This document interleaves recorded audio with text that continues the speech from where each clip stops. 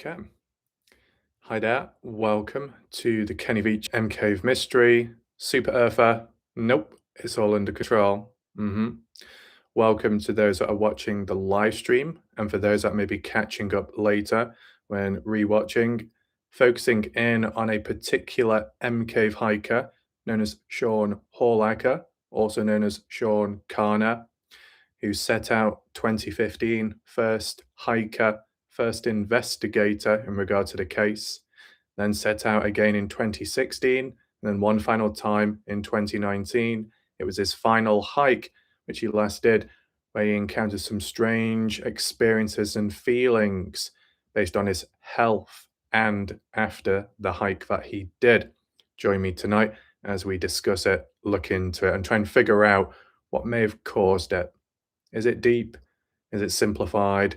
You can share your thoughts, of course, in the live chat when you're currently watching along, and feel free to leave your additional comments down below. And for those watching on catch-ups too, you got any questions, any comments yourselves, thoughts, theories, you can leave it all below. So we'll just see how things are. Just allow a few more people to join because it's a little bit quiet, and we can get into it. You've got questions yourself, you can always leave it in the live chat and then I can refer back to it. So we got Harry Hayward. It's good about your hair. Welcome. Super Earther 2. Then we've got Stalfinator. Welcome to the channel. And Ralphinator. Is it the same person or is it just a coincidence that sounds similar? Well, welcome, Ralph. Then we've got Mr. Anonymous. Good username. Welcome. Criminal Med. Evening. Merry Christmas to you too. And Mark, of course, Merry Christmas as well.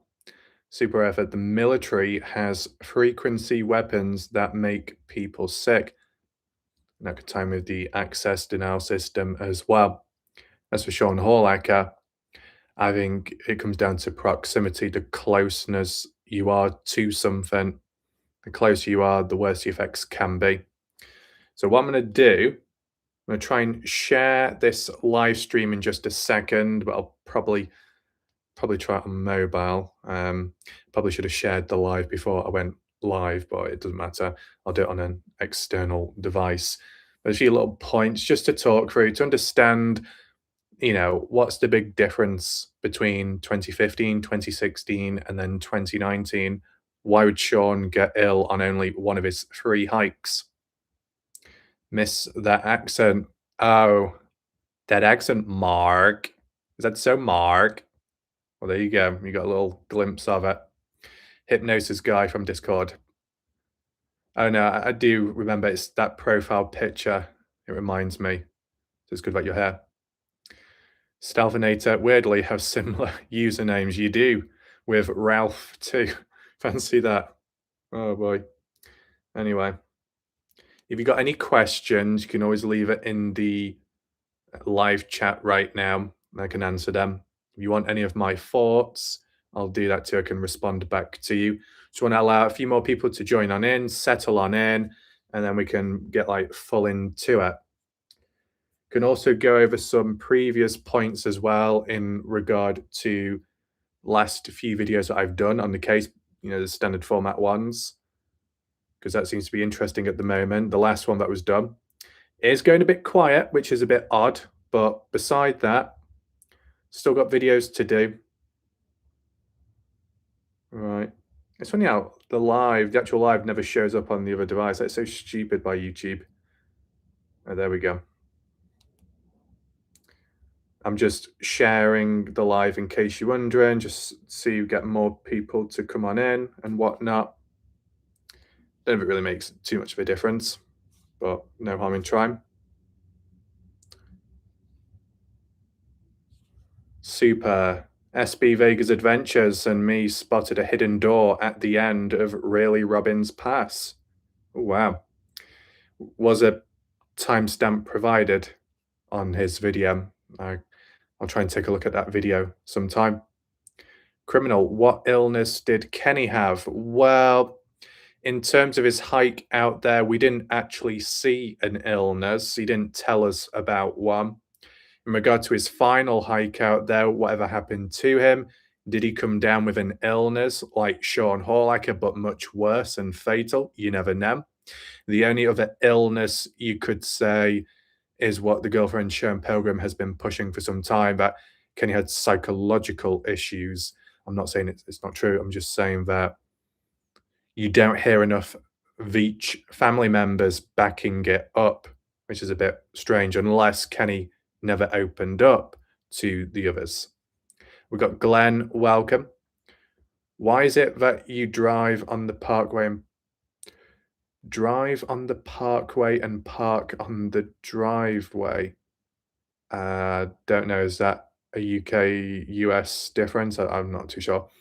Super. I left a timestamp on the comments. Well, that's good, Super. That's great. The interesting thing is, Super, when it comes to possible doors, entranceways, how it could be shaped, when Aquachigger was out there some years back, can't remember what area, it might have been over Wild Horse Pass into the next slot canyon. And as he was panning the camera around, behind him, it appeared like there was a doorway. I've done a video on that already. Maybe I could use that as a comparison to this one by SB. So speaking of which, what I will do, I'll make a note of that just in case. Of course, I'll give credit to those that spotted it first, because it's important to try and keep up with that, or at least I find it important. SB Vegas, Robin Canyon. You welcome.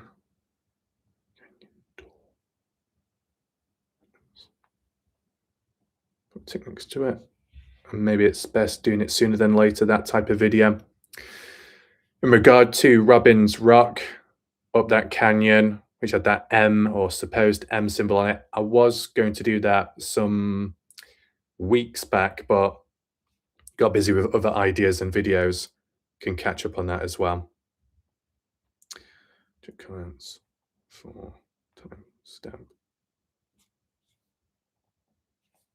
Just as a heads up, it appears that that fake Robin has gone quiet ever since. Who knows what will happen, but they've gone quiet. As for Driven X Adventures, he's doing whatever. I'm not sure if he's got any more videos planned or lined up, because the last ones have been all in relation to when he went out around November 10th, when it was Kenny's anniversary. Right, just about done here. Nice 21 watching. That's good to see. Welcome if you've joined. Talking about the Kenny Veach case, of course, but a more focused view on Sean Horlacher, first ever MCave hiker out there, who got ill in a very short space of time from when he was investigating a particular area down Pitcher Canyon, then when he was walking away from it. Right, that should be it. Come on, post. The good thing is, not that it always does it, but it's like auto-filled in the title and everything when you share.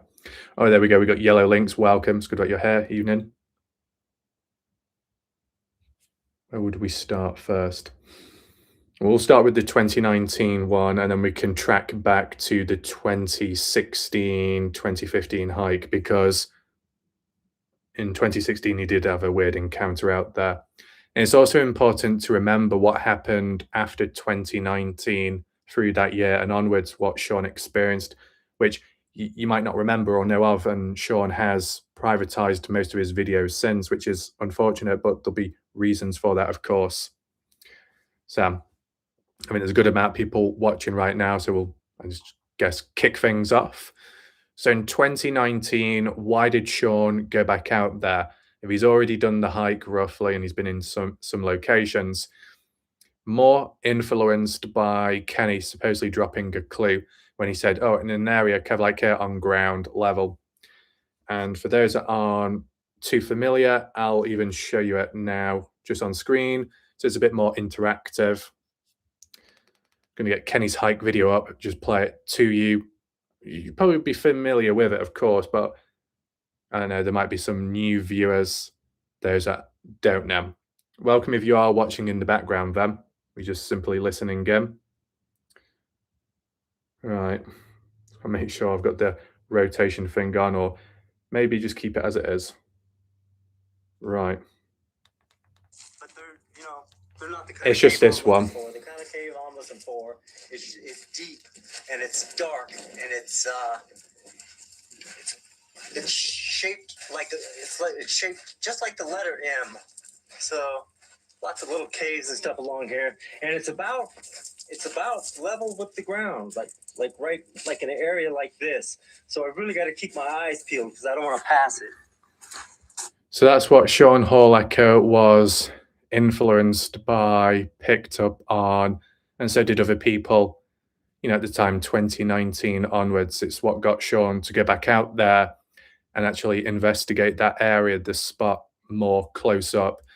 And it wasn't just that supposed covered up looking cave, it was the ones beside it, the keyhole one with the hole at the back, and as well the M2. I guess I might have to look back at it at some point, but whilst Sean did get up close with them, he also did in 2016, I think. I'm sure it was 2016, his part 2 video hike when he was with his friend. Now, Sean did reinvestigate those areas in 2019, but I don't know if he covered the keyhole cave, because if he did, it'd be interesting just to compare the footage from 2016 to 2019 just to see if there was any consistencies or anomalies. Mr. Anonymous, by the way, the person, Amon, who sent the codes a while ago, who also attacked Azriel's videos, is confirmed a troll. So that case shall be closed for now. Okay. Thanks for the heads up. We've got Vesna. Welcome, evening. We've got Sliverin Avada Beam. Welcome to the live. It's good about your hair. Just for those that have joined a bit later, we're looking at Sean Hall-Ecker, who fell ill on one of his hikes, 2019. So when Sean was actually hiking out there, he was doing it solo in 2019. Did it make a difference to him?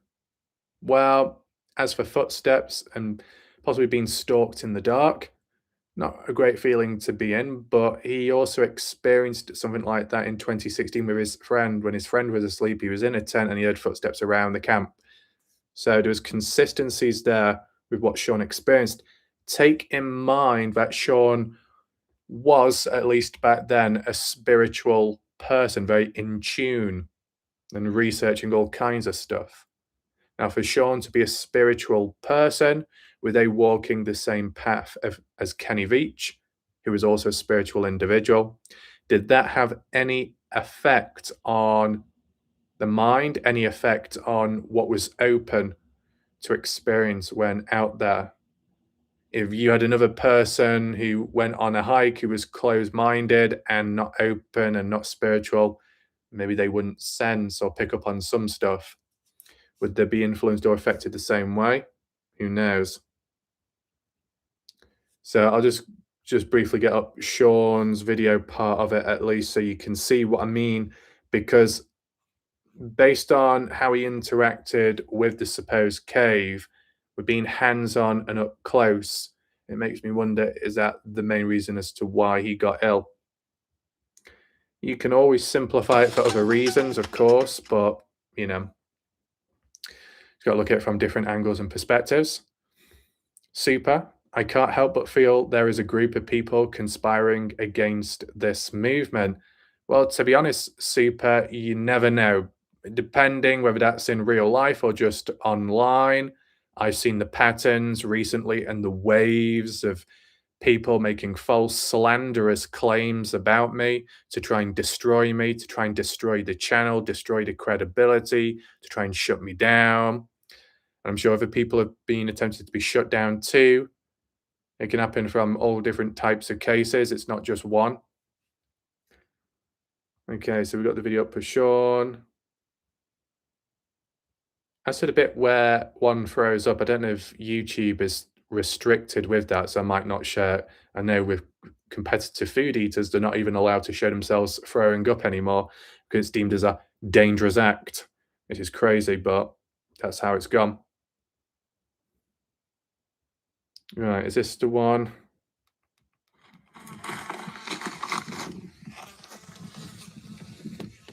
We'll just see. Put my keep discovering hat on.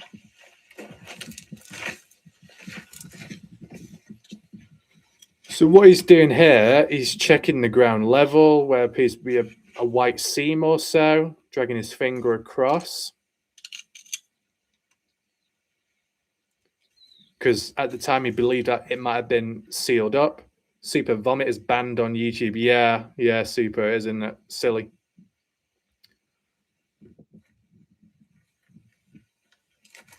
Then he gets close. This is the point where I think, could he have got ill? I mean, there was another part where he was up against the gap area on the other side.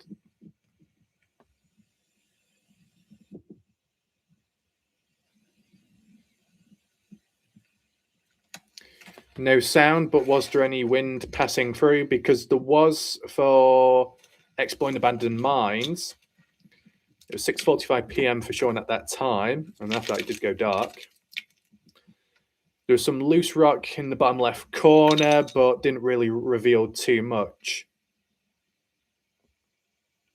Okay. He's been testing it out, scraping the rock, checking.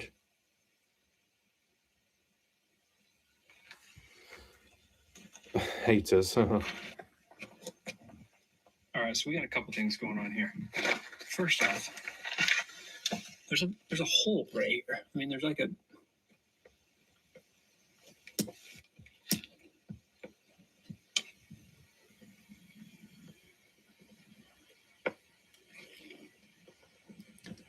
Put that on pause just for a second. Oh, you saw it a little bit there.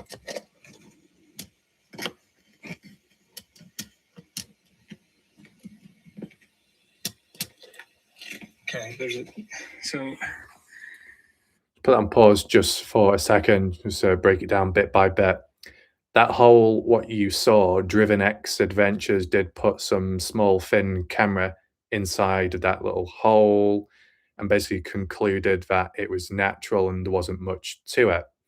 But from my point of view and opinion, I couldn't really see what was on screen to determine whether it went in any further or not. So you let me know what your thoughts of that is. It is important to acknowledge that that supposed looking cave, what you saw, top right corner, there was quite a heavy rock boulder, darker color, which at some point, who knows when, it was noticed in 2022, it was missing because it was on the floor. So in between Sean and anyone else in between, a person or group had gone to that area and spot and actually moved that heavy boulder, probably just to investigate, but no one ever publicly owned up to it. When it's come to the mine shaft, some people have owned up to that. When it came to the supply cache, people owned up to that. Just that communication, because when there's a breakdown in communication, when it's radio silent, but there is activity going on out there, it's a guessing game of who's doing it and why, for what motive. Yeah, they removed a rock, but they didn't bother with any others. Did they just give up and think, oh, well, we don't need to? Did they do it on purpose to create more of a mystery out of something? It is quite heavily divided when it comes to the supposed covered up M cave. People say it's covered and others say it's natural. Probably could do a poll throughout this live and for those that want to engage.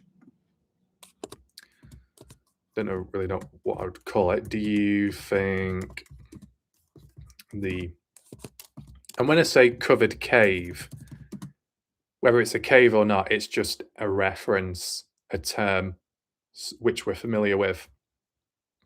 I think the covered, oh, it's in capitals, is a cave. Just call it that. Yes.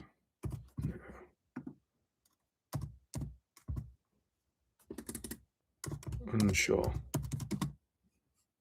We'll just see how that goes. Let's catch up with some of the comments whilst we're here. Super. That cave has been filled in. Glenn, I'll admit those rocks do look suspicious. Mr. Anonymous looks like it's filled in kind of purpose. Whoever filled that in must have been an expert. I mean, in terms of the rock, the boulders, some do seem chunkier than others. You could argue and say it looks like a jigsaw puzzle in a way. Anonymous, a strange thing happened a week ago. Asriel's email he had for YouTube was sent a death threat, despite him already being dead. I did not publicly announce his death yet, so many don't know. Wow, let's just read this. A few weeks ago, he had an email. So this email that Asriel received, was that when he was alive, based on the timing? And with it being an email from YouTube, I'm guessing it's more so just a notification email from YouTube to say, hey, someone has commented on your channel or someone has replied back to your comment on YouTube. I'm suspecting, I'm guessing. Just let me know. Some interesting poll results already. Don't know if Jeff Clark will join. He probably could give his thoughts on the area as well. But yeah, of course, whenever there is death threats from real people, serious people, or those messing about, you've got to take it serious, especially if it's unfortunate timing with the person had passed or disappeared. And there we go, we got EJ. Welcome, evening. Try and rewind it back if that's even possible. See, the problem is when Sean was looking through that hole, because of the reflection on the screen with it being dark, you could see the live chat of this live. So it looked like when you're looking into the cave, there's a live chat there. It's not the case, it's just a reflection. We got Mad, evening. So it's a little bit blurry. You got to take in mind when Sean was there, it was in 720, the quality. Look, you can see that there is depth to it.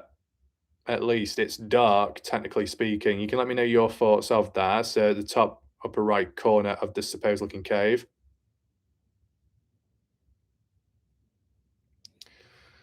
Mr. Anonymous, they were telling him to delete the M Cave theory videos or they would silence him.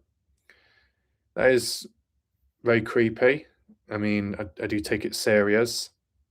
In fairness, I have received threats like that as well. Not so much taking videos down, but just stopping making them. And obviously, I've continued on. I mean, not to give any locations away, but I'm guessing, was Asriel from the US or from a different country? Because sometimes that's an important factor to consider what may happen to a person. If you're from the US and you're covering a case or mystery from the same place, you're more of a target. If you live further away, you might be deemed not as important in terms of a list of targets. He was from the US. Damn. I mean, when it came to Sean Horlacher, whilst he is alive, at times there was supposedly some attempts to take him out by the hands of dodgy people out there. So, I mean, possibly from Texas. I mean, what can I say? This individual started coming into the case, doing some theory, some videos, nothing wrong with that. Anyone can and gets targeted. But then you've obviously got other people that do the same thing. Do they get targeted or not? Maybe they do, but they're still present and getting on with stuff, alive. It could well be very unfortunate timing, you know, from when the threat was made to the outcome of the individual. The border is a dangerous place. You talking about the military border? Appears to be that way. Jeff Clark's mentioned it as well.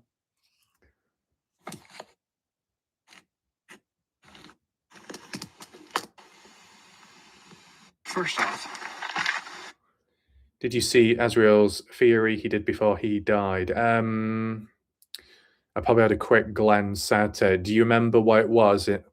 Was it to do with military? there's a hole right here. I mean, there's like, It's a little bit blurry, this one, Sean. Texas, oh, that border. Okay. There's really not much you can see there when looking further in because it's quite blurry, which is unfortunate. But with being close to that hole, like a bit like of an exit part, if there was anything blowing out or being emitted, could that have gone into the airways of Sean when he was breathing in? And that's what impacted him. aren't really matching up. They're really too.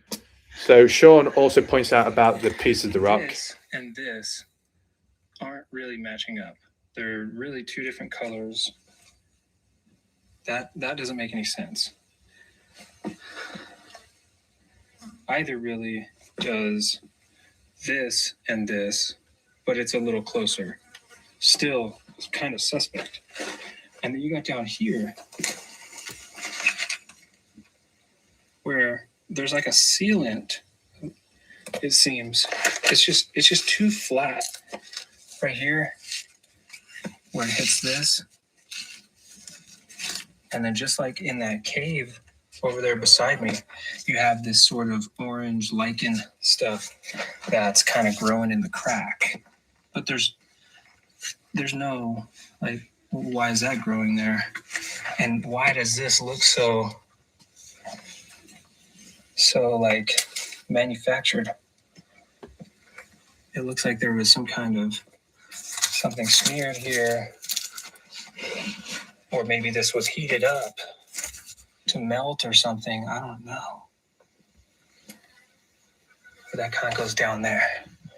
Okay, and then so it's like there's some kind of ledge, flat spot, and something like that could be interpreted as in from SB's videos of the hikers where you see something in the background, rocks, mountains, cliffs, the side of them, side of the canyons, and it appears like a perfect shape or a perfect straight line in the rock or near. And it's like, is it a ledge? Is it a door? Is it an entrance? Who knows? Things can be concealed rather well, of course. I mean, it's just important to acknowledge that area, including the area where Robin originally hiked, where SB has in recent time, the military wanted all of that land and wanted to take it over just after Kenny's disappearance. So it was within their interest to take it to prevent the general public from being able to step on that land and explore. And whilst they didn't get what they wanted, they may have made changes in between or taken stuff away, if that be such as equipment. You could argue and say when Sean was in the area and up close to that looking cave, he may have fallen ill to equipment, military related stuff out there. But then years on, when other hikers went out, if anything was moved or adjusted, that might be why other hikers didn't fall ill. And if there's any more footage, I mean, once again, there's one of Sean. you have the hole here. You have this piece that doesn't match this piece, or this piece doesn't match this piece. Somehow they're together here, though. And then down here, you have this seam that's running. It's almost like this is like a foundation almost. And then this is all like a straight line, and it's got this white stuff in here. It's sort of like a sealant. Right there. It's running along there. Okay. You have this. What the heck is this? This isn't how the... Look, like this is its own piece right here. This is its own piece. All right here. You can see it. And this rock And this rock, this one right here, is loose. I can move it. This one moves. You can't really see it, but it's moving up a little. That's very important because the one that Sean was adjusting and moving then, that's the exact rock which was missing years on and documented by Aquachigger, unknown to him, in 2022. And when SB got up close to it, SB Vegas did get up close and he stood on top looking down at it, and that boulder was missing. I'll just rewind it back so you can see yourself. Just, get the timestamp. Give me a second. This one right here is loose. I can move it.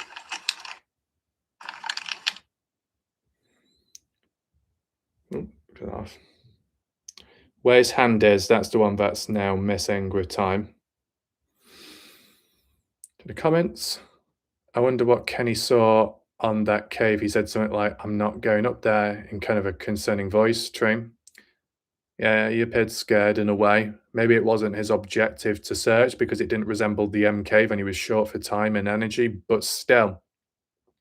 He did whisper, "looks like," as if it looks like something, but he didn't finish his sentence. I think we're dealing with non-human beings. Who knows?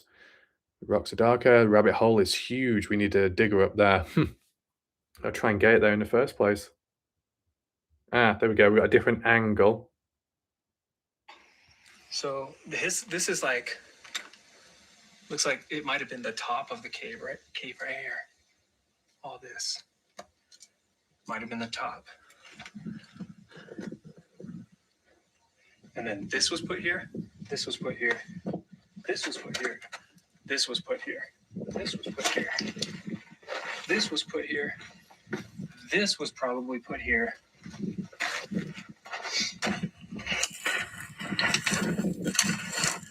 And look at it from this side. Look at this. That does not match up. And I doubt that moved because this is a separate piece. This is a separate piece from this and this. It looks close. Maybe. I don't think so, though. And then you have this piece. Look at it. There's a hole. There's a gap in there. It's not, it's just like, it looks like someone just dropped it here and it's resting on the ground. And then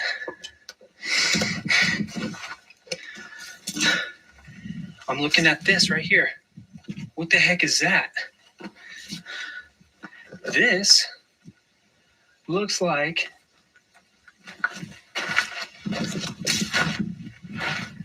these rocks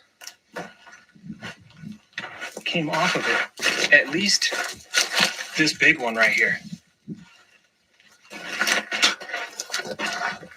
It looks like it just broke right off here. Because look, all this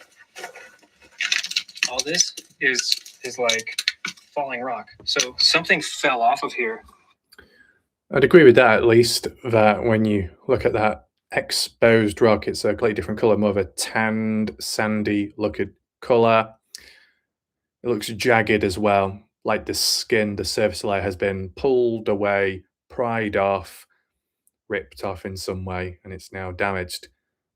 There was no mention or acknowledgement of it being on the floor, the remnants. It's like a chunk of rock has been removed from that rock wall and then placed in front of the supposed covered looking cave. You could put that argument across. I mean, yeah, because if it's not on the ground in front, it's not just fallen off and landed on the ground or rolled a bit further back, it's nowhere to be seen. So where is it then? I know SB had said when he's been going down Joe May Canyon and there's been like boulders and rocks where did they come from? There's not it's not exactly near mountains for them to roll all the way down to then gather and stop in the middle. Where did they come from? So, some little mysteries about that which SB's brought up. So that needs to be acknowledged. However, when SB was there, and I'll try and find a photo that I kind of edited myself to piece it together so you could see before and after. But at least when the upper right boulder on the supposed looking cave was missing, it was found on the floor nearby. It's been pried or pulled off, hit the floor, rolled a little bit, and then stopped. But when you've got a rock wall which looks bare and exposed and there's no remnants or signs of it on the floor, where's it been moved to? It has to be somewhere, right?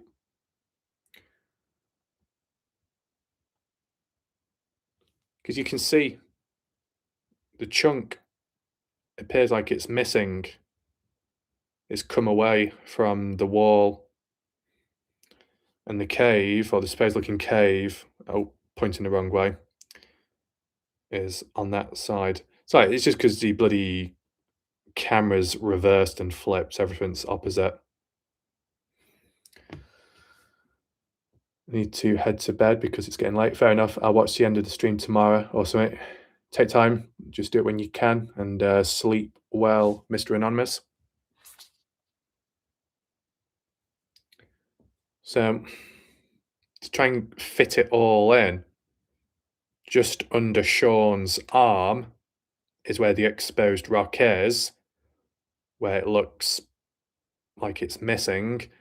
Let me get the camera there, that area.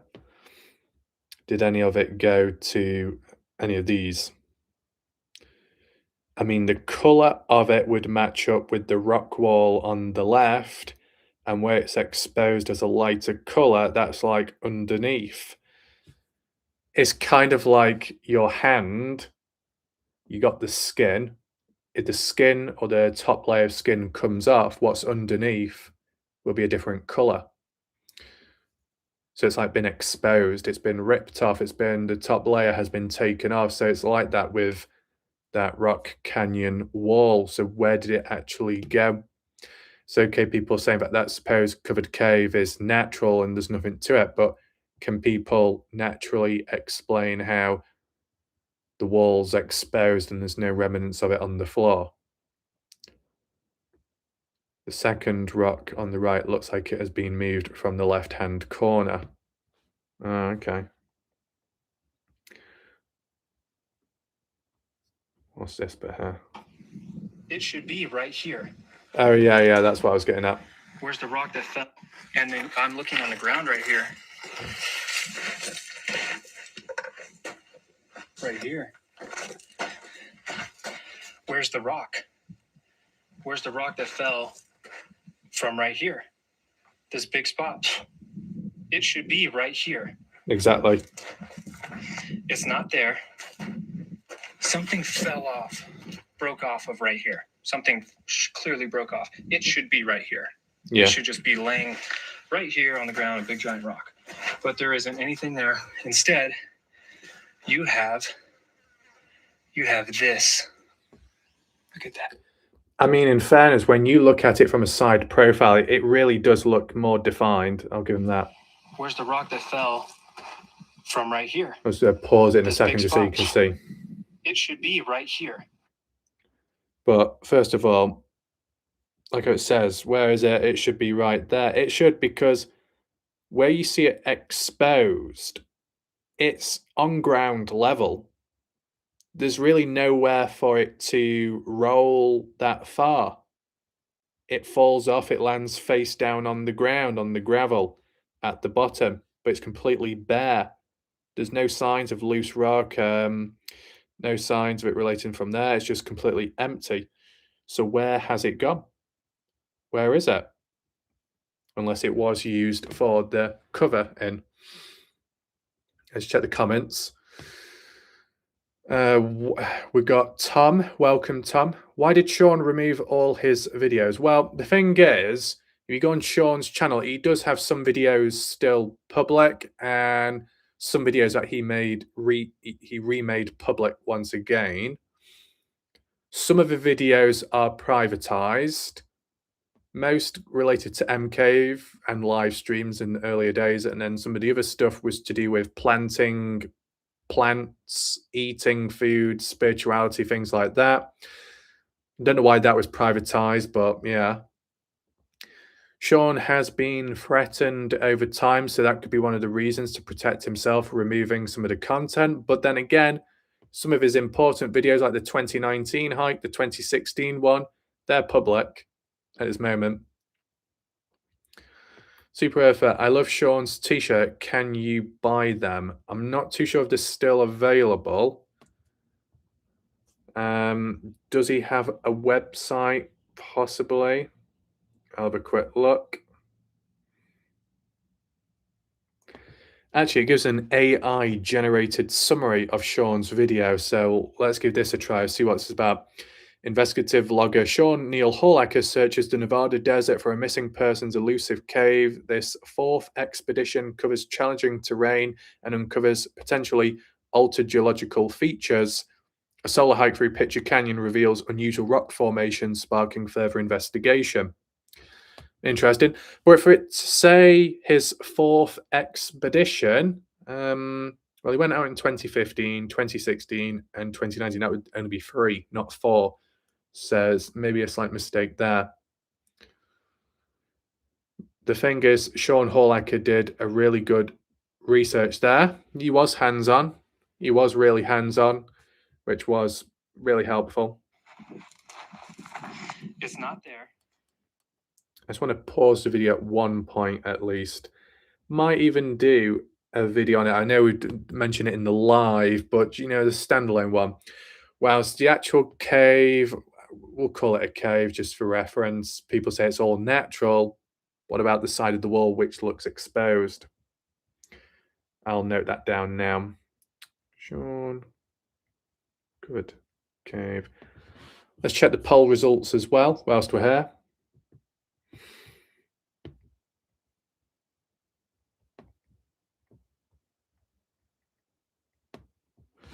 What do we have? 45% say yes, the covered M cave is a cave. 35% say no, and 20% are unsure. Interesting the way that is. Welcome if you have joined the live stream late. We're looking at an individual M cave hiker known as Sean Hallaker, hands-on with the area where Kenny Veach dropped a hint saying an area kind of like here on ground level, like an M cave. And Sean took that as a sign, as in that must be where it really is, and it's been covered up. So when Kenny went back out there, he got confused and he didn't recognize it. Maybe. And that meant it would have been filled in and adjusted very quickly. When you take into consideration the mine shaft, which took over a year for action to be taken, goes to show what's prioritized and what isn't. And to be honest, the covered cave is further in distance than the mine shaft, and yet one was prioritized possibly quicker than the other. We can use a bit of a comparative tool as well in regard to another M-shaped cave within the area, the canyon a bit further down on the left-hand side. Really important. Right, I think that's a good one. Let's just get rid of the captions for a second. Let me know what you think. Where Sean's pointing, look at the cutout, the shape of it. It does look like a kind of like a line, you know? It's only the side profile, but it just, I don't know, it looks interesting, let's just put it that way.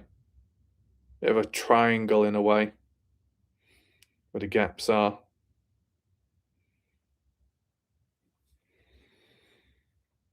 What else? Super indie protest in Australia. Malcolm Roberts asked the police chief what sonar weapons did he use against the protesters. He never got a reply. People at the protest suffered from vomiting and nosebleeds. Interesting. Now, Sean didn't experience nosebleeds, but he did experience vomiting, and can't show you that. But that's just because of YouTube.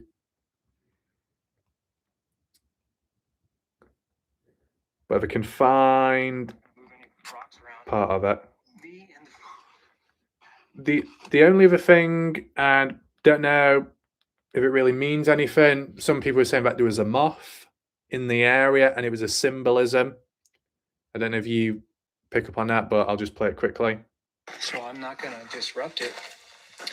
I'm not going to move any rocks around. And I got to get the heck out of here, man. It's getting dark. I got a freaking 4-hour hike out of here.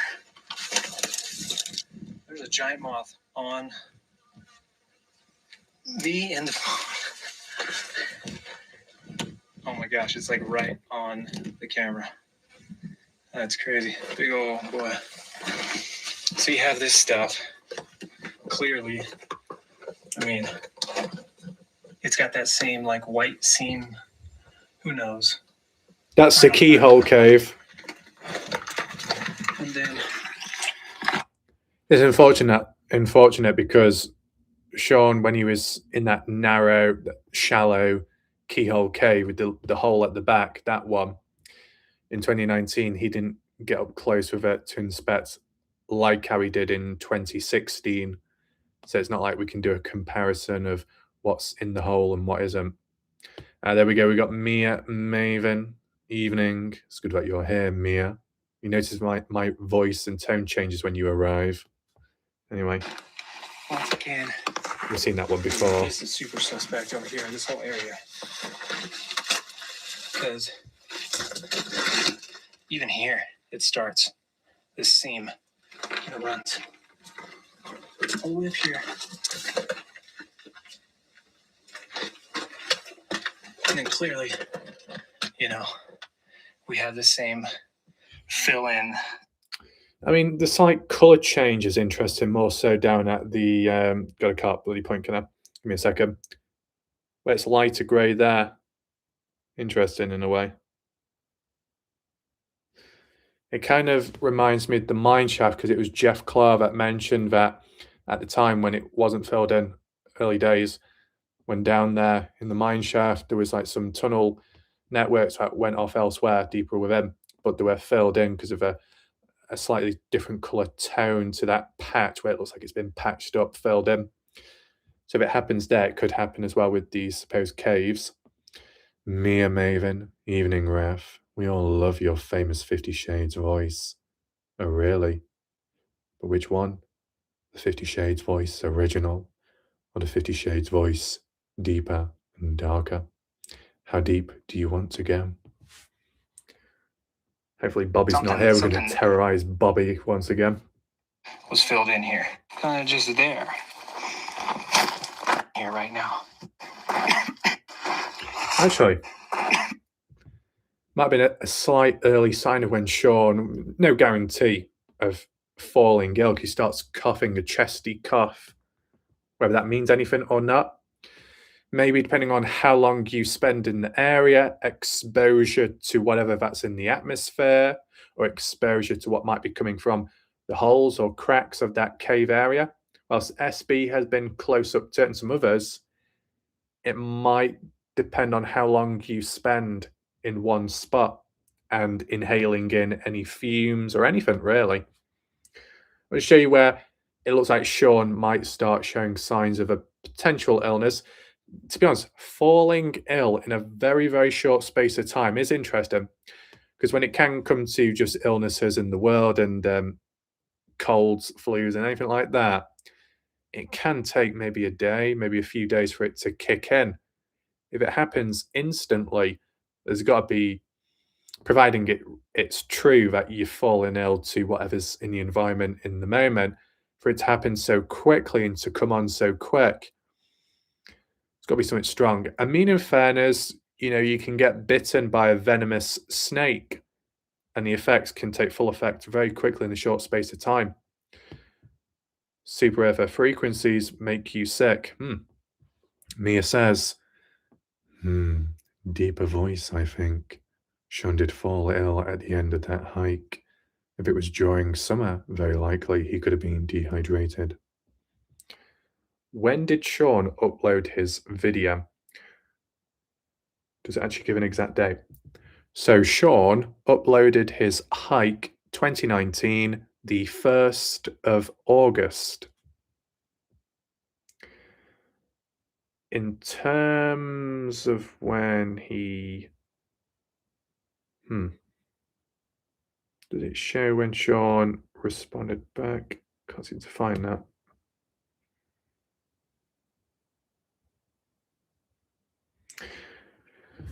Sean says, I am alive and well as of this moment, 4:04 p.m. October 15th, 2019. Posting very soon. Thank you for the emails. I didn't really say too much.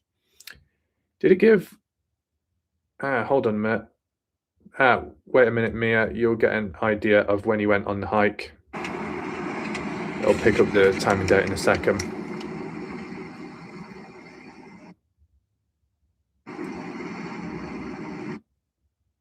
This is it, Mia. That's when Sean went out there on the day of his hike in search for the covered M cave, July 27th, 2019 at 2 p.m. That's when he went out. Okay? It could well be dehydration. I mean, when Kenny Veach went out there, we don't really know, but he did upload his video in October. So there's that. Temperature would have been different in October compared to when Sean was there. Kenny was still dehydrated and knackered when he made it back. And that's the thing, Kenny pushed himself much more than Sean Horlacker did, as in resources and food and water. I think Sean, or it came across that way, may have looked after himself up to a certain point, whereas Kenny just kept pushing himself. And yet it was Sean that was worse off than Kenny. That's what's strange. Well, there we go. We've got Mia Maven. I think she deserves, of course, a shout out, but for me to read it in a very cinematic voice. Mia Maven with a rather eye-opening super chat. Mia says, happiest holidays to you, Ref. Thank you for all you do for each and every case you cover. Well, you're welcome, and big shout out to Mia. Much appreciated. Really positive to see. Really nice. And the color tone as well. How it pops up on screen. Yeah. Big shout out to Mia, of course. Long time viewer also on the channel and a big supporter as well. I don't know, Mia. Let me know. Have I created a custom emoji on the channel in relation to you, or something like that? Because if not, there might be space and I might be able to create one. So let me know, Mia, if you have any ideas or themes which you would like to see in the form of a custom emoji. And when I say that, so like this one and this one, they're the emojis I'm talking about. Yeah, okay. Yeah, I probably haven't. So you let me know, Mia, if a raven, yeah, it could possibly be done. I don't have a personal photo of a raven, but I can piece together one. I do have a photo of a crow. I think to do that emoji, I'll probably do it as like a circular badge or a square. The background, probably a different color, because obviously with YouTube, depending on what mode people have it on, whether it be daytime or the night mode, it can make the background black. And with a raven being black, it's going to blend in. I mean, an example of where an emoji can be a bit dark is like, this one on there. That's more of a transparent emoji with no background. It's basically me in a black coat with a mask on holding an item. You can make it out because I did an outline in white. Oh, a drop of red dripping blood. Oh, Mia. With blood dripping down the beak. I guess that raven was rather thirsty and hungry at the same time. Wow. I'll definitely see what I can do about that. Maybe I'll use a bit of my own blood. Shh. Anyway, we've got Criminal Med. Outline it in a color, definitely. That's like what I did with my emoji, so I can definitely do that. I'm a horror fan. That's all good. Surprising, there's quite a few horror fans, like people, viewers on the channel, and over time there's been quite a few horror fans and all kinds of stuff. So that's quite interesting. That, yeah, it'll be good. That'll be a good idea having a raven. It'll actually pair up well, Mia, with the member's badge because it's got a skull with a magnifying glass over the eye, and ravens, their perception, observing the sky, bird's eye view. I think it'll link very well. Super effort. I love the old Hills of Eyes movies. Oh, EJ likes horror as well. Wow. And there we go. We've got Norway guy. Welcome back. It's good about your hair. So Norway, just as a heads up in regard to what we're talking about and looking back at, is Sean Horlacker, first investigator hiker on the scene. His 2019 hike, falling ill after being down Pitcher Canyon and spending some time up against the supposed covered looking cave, getting close to it, side of his cheek and face pressing against the rock, getting close to the gaps and the cracks, possibly breathing in anything that's being emitted outwards, whether it be toxins, chemicals. Norway, I'm just playing Battlefield 6. Nice. I played Battlefield 6 as well. It's a good game. Really good. What class do you play as, Norway, and do you have a favorite gun within it? It's nice to play Battlefield 6 because after all the previous titles, it feels closer to an original. You could argue and say there's some crossovers with Call of Duty, but compared to the previous titles, I say it's a bit closer. I do prefer it more, and it had a story mode which was even better because that's been missing for some time, a proper campaign. Yeah, it's good when you get like gamers and people that also in the background when watching. I can relate to that for sure. Gaming since the age of 4. I use cheats, infinite ammo. Naughty individual. Let's hope I don't come across you, Norway, on the opposite team because I'm not going to stand a chance. But yeah, most of the time I play as, well, actually, infinite ammo. Are you referring to playing as what? The support, where you can deploy the ammo pouch? If so, I get that. Right. What I need to do, I need to get back to when, if I can find it, because Sean, he did start coughing at one point. There we go. Good timing. I like playing retro games on the Fightcade. Okay. Right, so around this point is when Sean might start falling ill, maybe. We'll just see. Norway says yes. Okay. Do you have a favorite gun, Norway, to use when playing support? Because I know with support, it's LMG, the efficiency, which works best. I did briefly, but kind of fell off from using it. Didn't quite work for me. Probably need to level them up.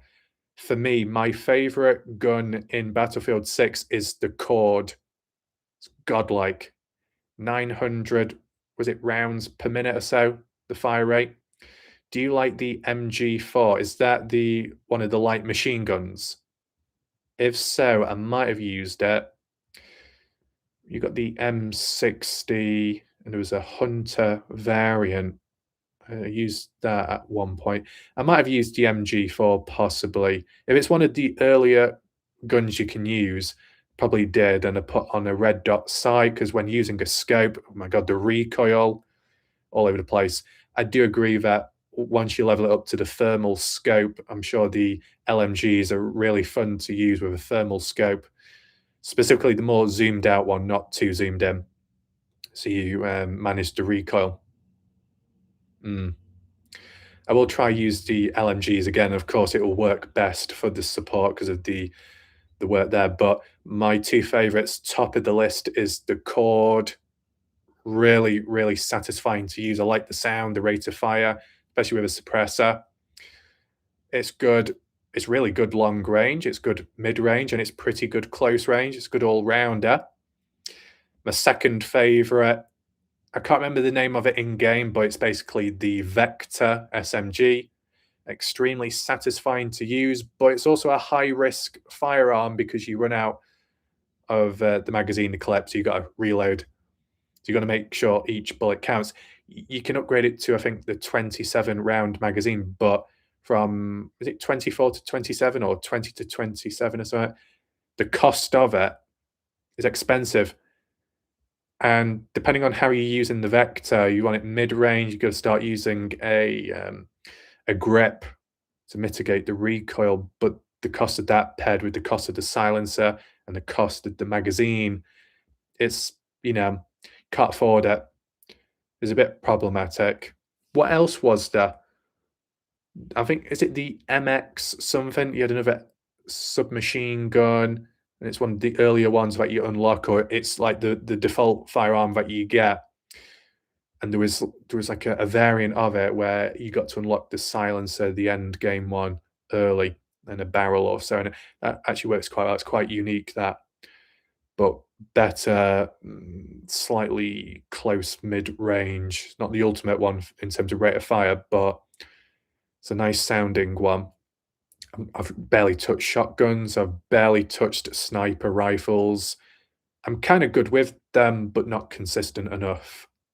DMRs, so-so with that. Assault rifles, it's basically just a chord for me. Let's just see. I think views want investigate MCave, not games, the stream. Yeah. Well, let's play the next part where it looks like Sean falls ill, possibly. Kind of just there.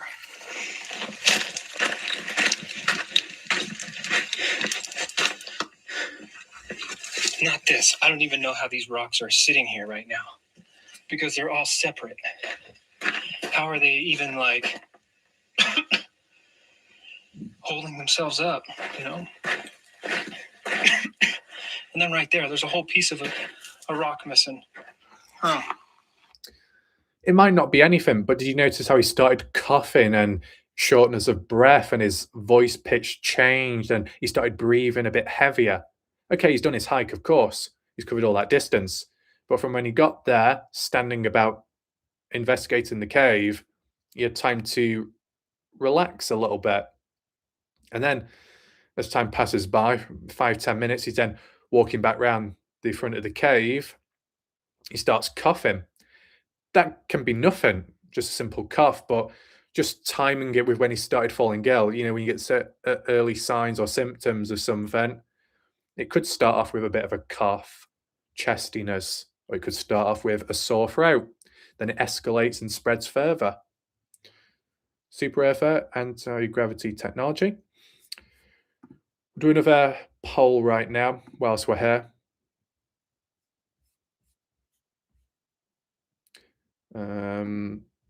So yeah, 44% say no, 40% say yes, 6% unsure. Very interesting. Do you think Sean fell ill? We'll keep it vague due to foul play. Something like that, maybe. In the area. Maybe. Yes. No. Not sure. Oops. Oh, there we go. Feel free to vote on the latest poll. And even though it's somewhat vague, it opens it up for you if you would like to add on yourself.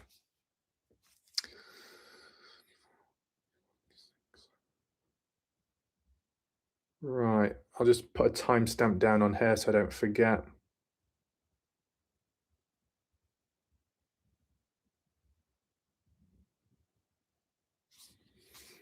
Oh yeah.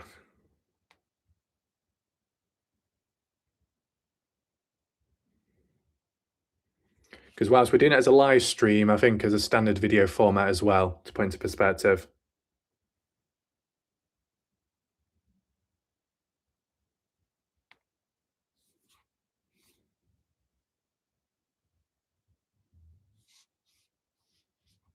Again.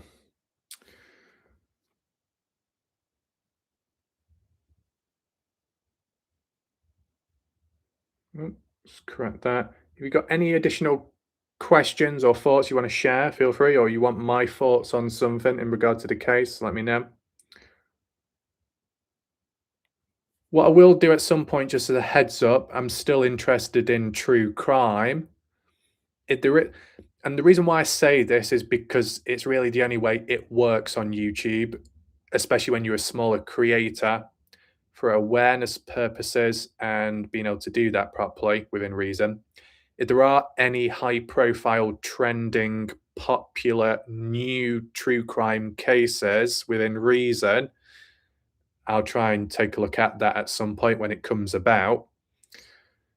You still have some kind of popular cases ongoing now, but they're quite far in. So to try and catch up with it all could be not quite ideal. And some cases are a bit saturated with other people.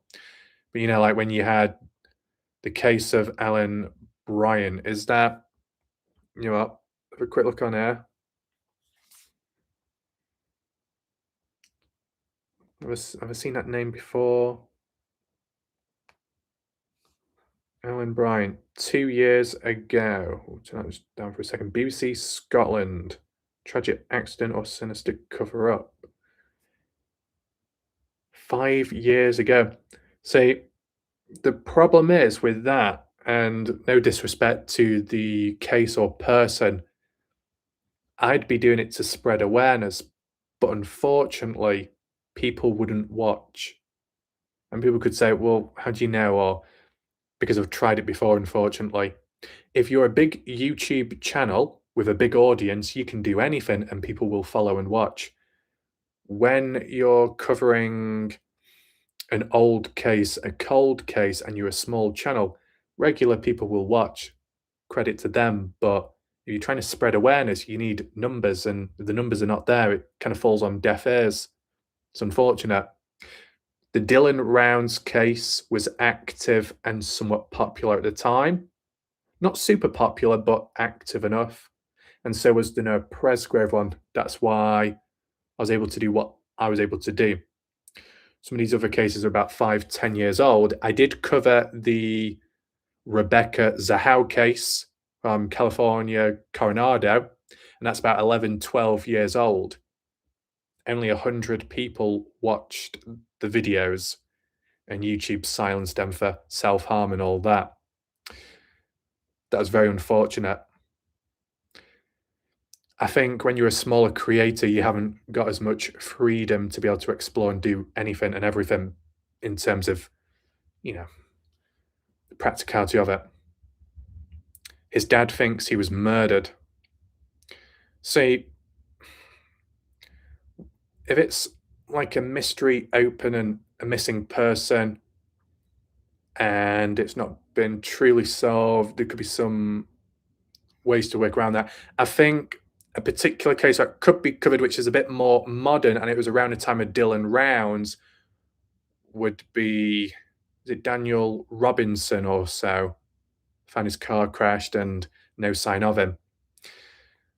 It's somewhat popular. It's a bit more recent, so might take that in mind. I got hammered for videos bigger channels covered. Slytherin, Wade, Stephen Wilson. Quick look at that.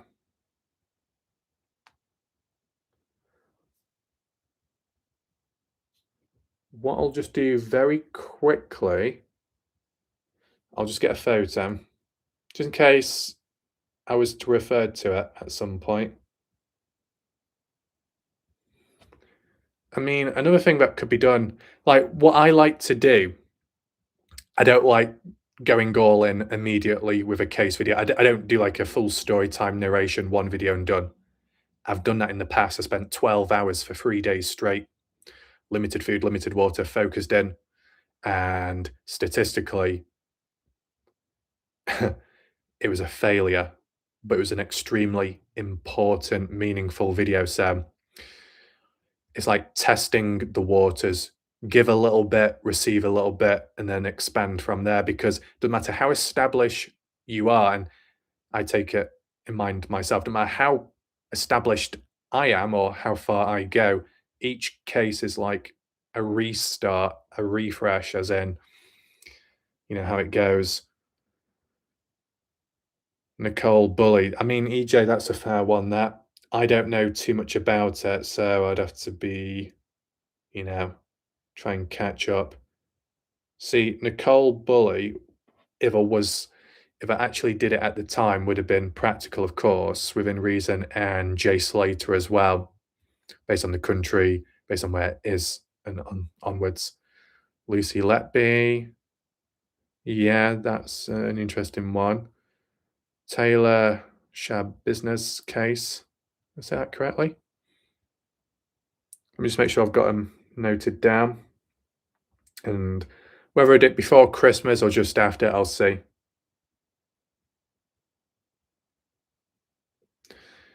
I mean, just a personal preference myself. Sometimes I prefer a popular, fresh, new-ish case. So as you're learning on the go at the same pace as everyone else. It's got a nice flow to it. With Kenny Veach, I learnt about that from 2015 onwards and then started doing videos in 2020. So I started off really early. If I had come into the Kenny Veach case now, and if the same level of research was done, I would be in deep waters thinking, shit, there's a lot to catch up with. Sometimes you got to be on top of cases to know it all and to be able to question a lot. That's why you might see in other cases I don't question or go as deep because I'm just not in a position to do so at a time.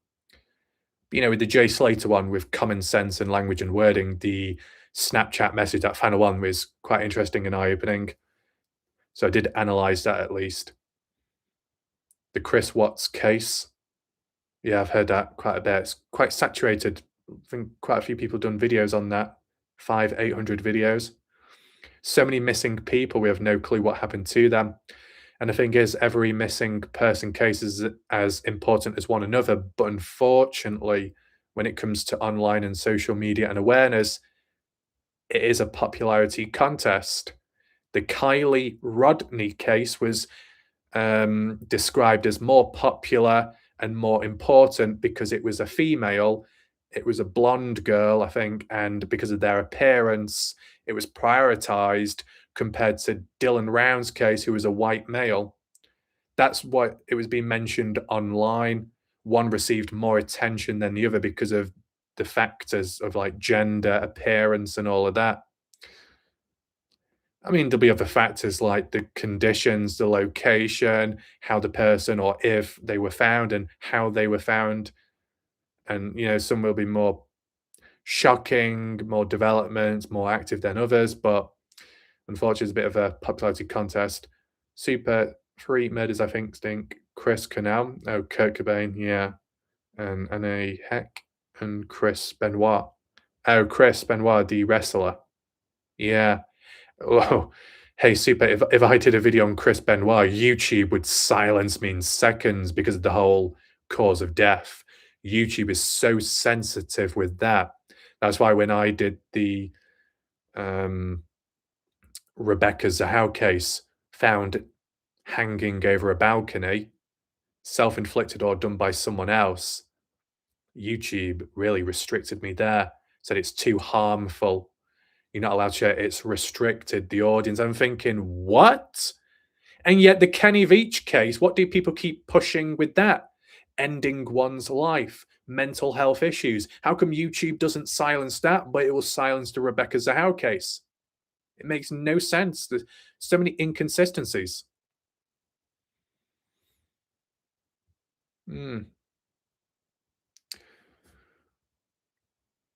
Let's just check the poll results. Do you think Sean fell ill due to foul play in the area? 53% say yes. 35% say no and 12% say not sure. Interesting.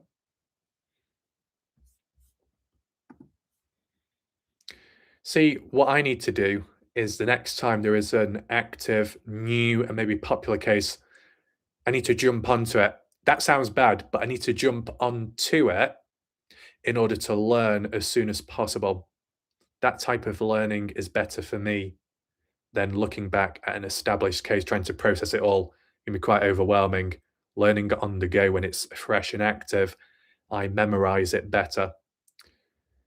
And, with going deep and the stamina, if I applied that to like a Jay Slater case, a Nicole Bully case, a Idaho 4 case, who knows where it would go.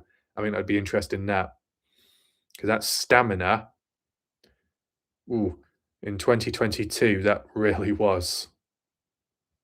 That MIT professor that was found dead after inventing free energy. Right, let's just head back to Sean Horlacher.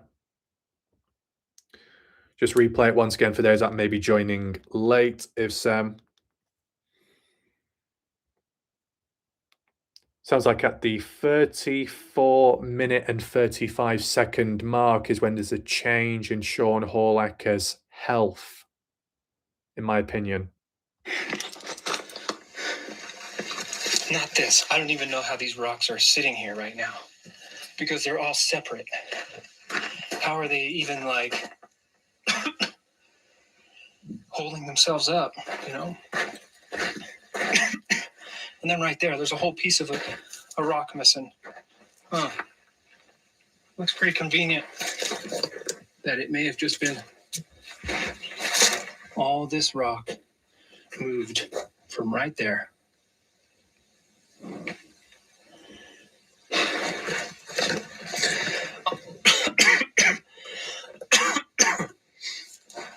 I'm not saying I'm debunking anything here, solving anything, but I think this is where Kenny witnessed that cave. There's a freaking fly just going in. You see, he started coughing more. He wasn't coughing before. He just suddenly started coughing over and over again. Saying I'm debunking anything here, solving anything, but I think this is. Where is it?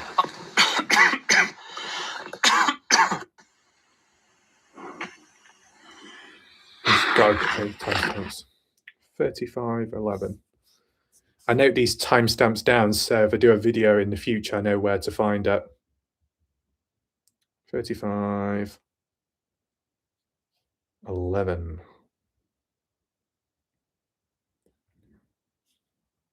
There we go. Super. Normally you cough after running or stopping. Yeah. In regard to Sean, after doing his hike and hiking up and down over Wild Horse Pass down to Pitcher Canyon, he had a breather, as in 5-10 minutes of just, standing still, moving very slowly around the cave entrance area, and there wasn't much sign of breathlessness. There wasn't much sign of tone voice changing. So it's once Sean had been close to it. So do I have an image? I know it's probably on the device. Stomach is not. I don't. But I tried taking more bites, and I just threw and eaten. So I'm walking out and changed. Right, I'm going to try and show you a bit of Sean when he gets ill. I'm going to try and pause at the right time. And he was like, "I'm losing my dang mind." All right, I got to get out of here. I'm walking out of here. I'm only about 100 yards from the spot over there where the cave is, but I just threw up. And as soon as I started heading back this way, I started getting sick. I felt like, okay, maybe it's like I haven't eaten. So I started eating a peach, and I couldn't, just one bite of it, I couldn't. I started getting sicker. And then I tried taking more bites, and I just threw up. I'll just hide that because I don't want YouTube to do it. It was just pretty much water. I threw up. But something's hitting me right now. I'm trying to breathe it out. I don't just normally get sick and throw up, ever, really. And I just threw up. So, what the heck? And I'm still sick. Like, my stomach is not okay right now. I didn't even want to kick on the camera because I'm just like in such a crappy state right now.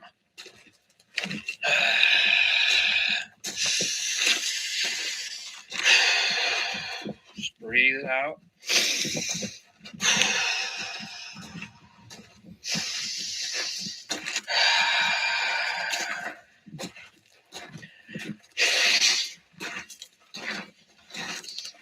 See you in a bit.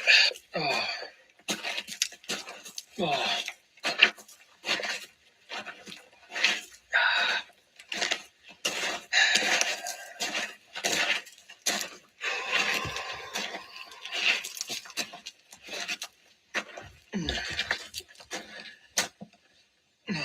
Oh, I don't know if he's going to do it or not.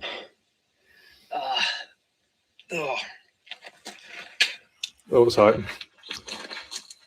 There wasn't much to see there. It's all right.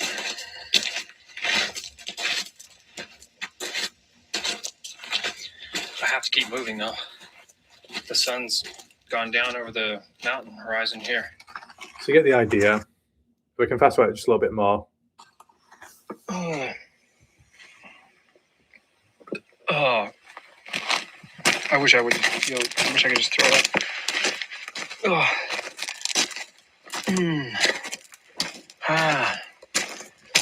Sun guns.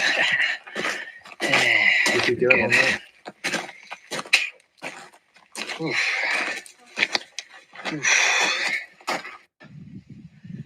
Man, that's kicking my butt right now. I mean, that could be just good old dehydration. Oh, Sean does acknowledge it there. I mean, that could be just good old dehydration, I guess. Not 21 anymore.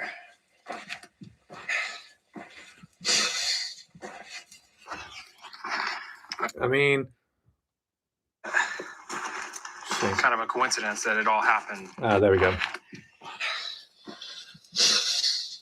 A second. But kind of a coincidence that it all happened right after I left that area.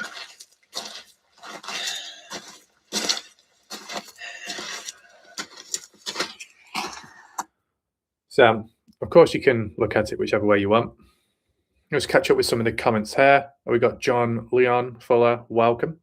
It's a demon, portal demon. And we got RCCC45, welcome. There's a reason SB Vegas, Jeff Clark, Driven X did not go out there when it was 100 degrees. The fact you're all missing. Well, as said, it has been mentioned in previous videos and earlier as in a range of different factors. The unknown to the simplified, as in temperature. Go outside in extreme heat and push yourself and see what happens. Well, okay then, RCCC, whilst I'm not from the US, just as a heads up so everybody is aware, when it was almost 40 degrees Celsius, not Fahrenheit, but 40 degrees Celsius in the UK, I did close to a 1 hour workout with weights in the garden for about an hour. And then immediately I went straight into the greenhouse, shut the doors for 30 minutes, and it was 131 degrees Fahrenheit in there, a couple degrees off from Death Valley. Was I sick? Nope. Did I throw up? Nope. Was I nauseous or anything? Dizzy? Nope. Okay. Yes, it was 131 in the greenhouse, and I've got it on camera. I've got proof and evidence of it on my channel. Did you rip the door off the greenhouse? I don't know if that was before or after, Mia. There would have been high chances that could have happened there and then, because after lifting the weights and, all the muscle and everything being tense. But yeah, as a heads up, Super, there was actually a time I did rip the door off the greenhouse. It wasn't done on purpose. I actually Didn't really use much effort at all. I was closing the door because it's on a slider, and as I walked away, it came with me in my hand, and then I stood there confused, wondering, "Oh, that's not supposed to happen." So it was a bit unusual. Did you drink a lot beforehand? No, I didn't really drink too much. I drunk bits here and there between the workout, but not enough. So yeah, it was about 40 degrees Celsius, nearly a 1 hour long workout with fairly, you know, relatively heavy weights outside, and then into the greenhouse for about 30 minutes at 131 degrees Fahrenheit. Hot, no water drunk when inside of the greenhouse, was dripping. The temperature reader actually broke because it was that hot. My phone almost exploded because of the temperature was burning my hand, so I had to take the phone out, and then I sat there with a Rubik's cube. It was just messing about testing it. So yeah, I do understand being in a greenhouse, that temperature can be different to the temperature of being out in the desert, but technically the conditions that I was in was extremely hot, considering I've already done a workout, and in a very enclosed space. It's one thing being in such high temperatures in an open space, but in an enclosed space can be a bit awkward. Recently in Japan, a couple got cooked to death in a sauna. Mm. RCC, did you do your workout in altitude? This is something else being overlooked. No, it's not being overlooked because many, many times, RCC, if you've done the research, previous videos, more so with Kenny Veach, we've looked into the cold traps, as in higher elevation, temperature can drop, then dropping back down, and the temperature can change, hot, cold, hot, cold. One extreme to another can have an impact on the body as well. In other ways, more fatal. MF, it's really hot where I live in the summer, so humid too. Yeah, that's the problem. I've never thrown up, but I've gotten a huge headache that lasted for hours. Sorry to hear that. Mm. So, Hercules. Interesting. Better not make Ref angry. He might take my head with him. Oh boy. Mm.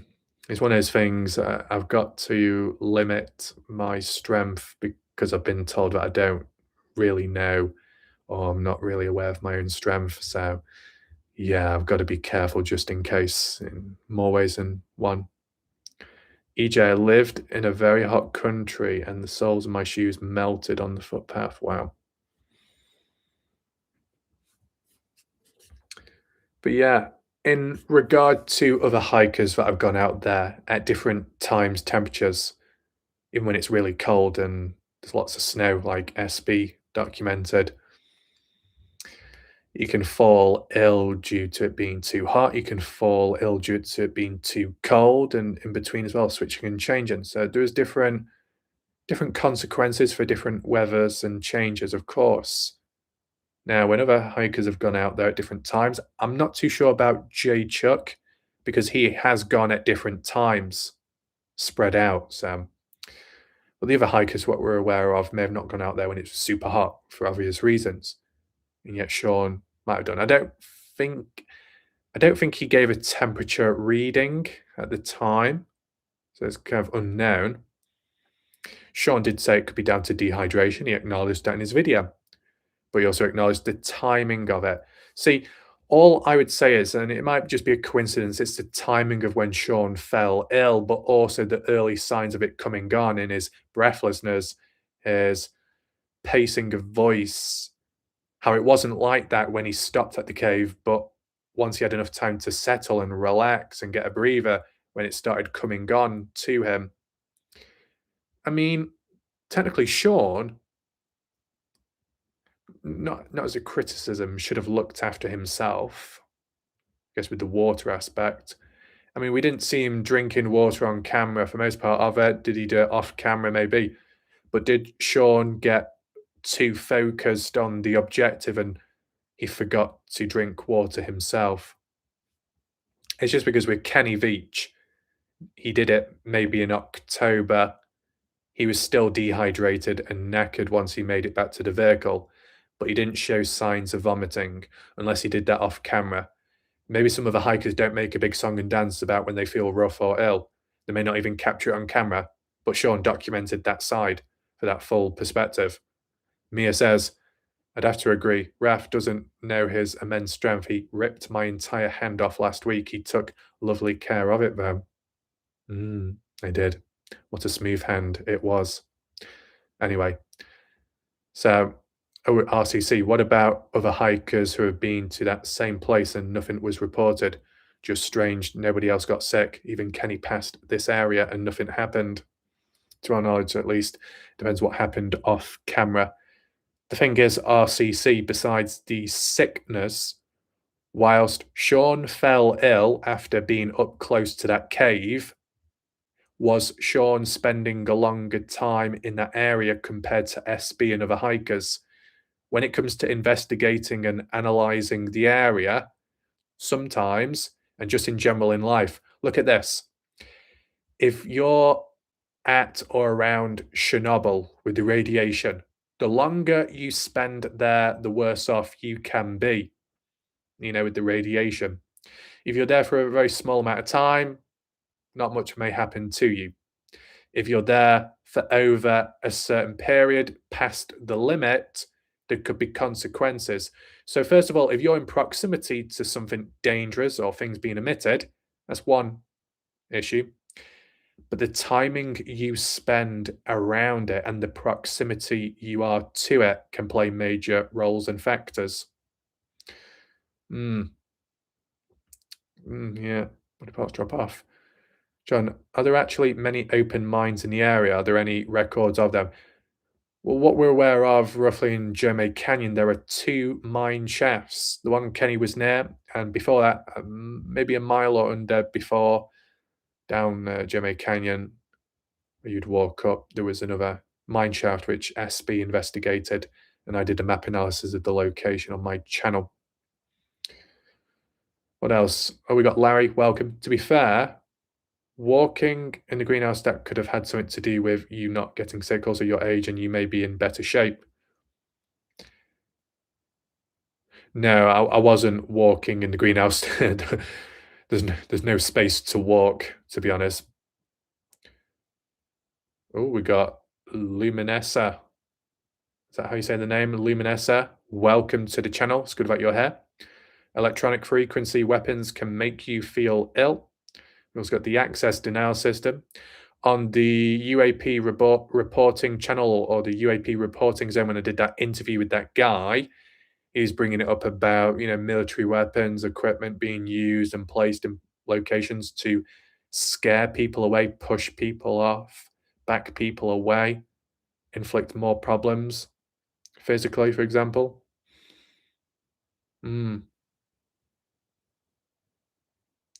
Sliverin Avada Beam. What a lucky girl, Mia. Oh no, Sliverin. We can't have you missing out. Oh no. Give me a second, Sliverin. I'll try and find your hand. Where is it?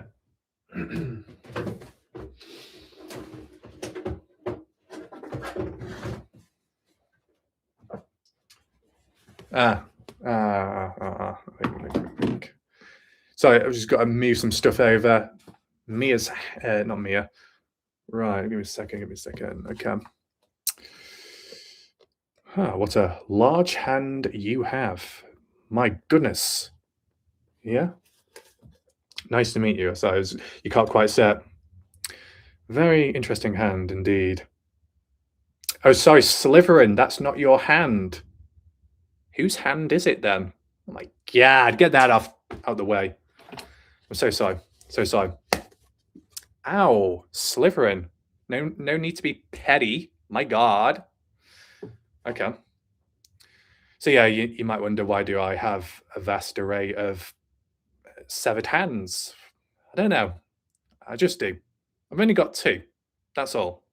For now, at least. See, when I was doing that interview, I had to bloody cover them up because I didn't want people thinking, why do I have severed hands in my drawer? Besides whips as well in the same drawer. Interesting. I thought of it like that. Anyway, Luminessa, I used to hike and spend a lot of time on the opposite side of the freeway near Cold Creek, and I've had a lot of problems since then.